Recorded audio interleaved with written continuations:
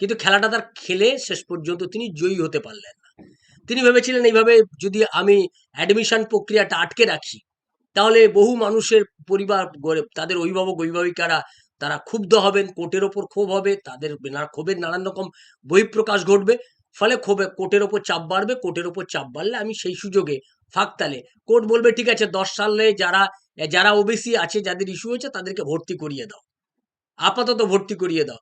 বলে ওইটা যে ভর্তিটা করে দিতে পারলে, যদি মমতা ব্যানার্জি এটা করতে পারত, যে কোর্ট বলল ঠিক আছে 10 সালের পরেও আপাতত যারা ওবিসি সার্টিফিকেট এখনো পর্যন্ত যাদের ইস্যু হয়েছে তাদেরকে অ্যাডমিশন করাও।